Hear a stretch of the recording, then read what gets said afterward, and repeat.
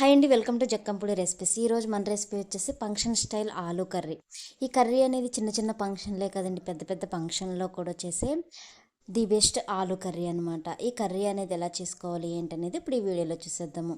ఇదిగోండి, అరకిలో ఆలూ తీసుకొని ఇలాగా మనకి స్పోక్ పెట్టి గుచ్చితే, మనం స్పూన్ అయినా సరే పెట్టి గుచ్చితే ఇలాగా దిగిపోవాలన్నమాట. మరీ ఎక్కువ మెత్తగా కాదండి, హాఫ్ బాయిల్ చేసుకుంటే సరిపోతుంది. ఇప్పుడు గ్యాస్ వెలిగించుకొని ఒక కళాయి పెట్టేసుకొని ఆయిల్ వచ్చేసి ఒక 100 గ్రామ్స్ వరకు యాడ్ చేసుకోండి. ఇలా యాడ్ చేసుకున్న తర్వాత ఆయిల్ కాగిన తర్వాత పోపు దినుసులు వచ్చేసి ఒక 2 టీ స్పూన్ల వరకు యాడ్ చేసుకొని కొంచెం ఫ్రై అయిన తర్వాత ఉల్లిగడ్డలు వచ్చేసి ఇలా పొడవుగా కట్ చేసుకోండి. ఇలా పొడవుగా కట్ చేసుకుంటే మనకి కర్రీ అనేది రైస్లో కలుపుకోవడానికి గుజ్జు అనేది వస్తుందన్నమాట. పచ్చిమిర్చి వచ్చేసి ఒక 4 తీసుకొని ఇలా గుండ్రంగా కట్ చేసుకోండి. కరివేపాకు వచ్చేసి 2 రెమ్మల వరకు యాడ్ చేసుకొని ఒకసారి ఇలా కలిపేసుకొని గోల్డెన్ రెడ్ బ్రౌన్ కలర్ వచ్చే వరకు కూడా ఫ్రై చేసుకోవాలన్నమాట. ఇదిగోండి, ఇలా ఫ్రై అయితే సరిపోతుంది. ఇలా ఫ్రై అయిన తర్వాత టమాటాలు వచ్చేసి దేశవాళీ టమాటాలు 2 తీసుకున్నానండి. దేశవాళీ టమాటాలనే కాదండి, ఏ టమాటాలు అయినా సరే మీరు వాడుకోవచ్చు. నేనైతే 2-3 టమాటాల వరకు తీసుకున్నాను. వీటిని కట్ చేసి ఇందులో యాడ్ చేసుకున్నాను. ఒకసారి కలిపేసుకున్న తర్వాత ఈ టమాటాల పైన ఉన్న స్కిన్ మొత్తం కూడా కుక్ అయిపోయి ఆయిల్ పైకి తేలే వరకు కూడా కుక్ చేసుకుందాం.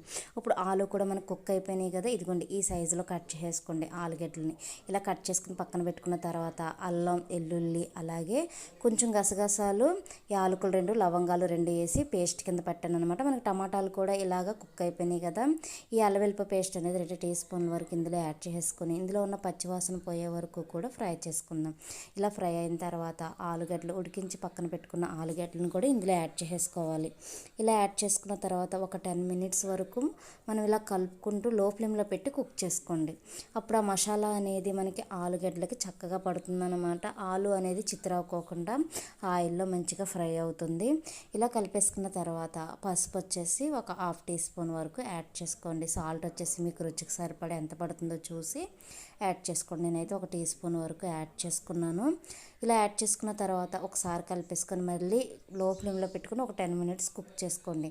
ఈ కారం, ఉప్పు, పసుపు అనేది చక్కగా పడుతుందన్నమాట.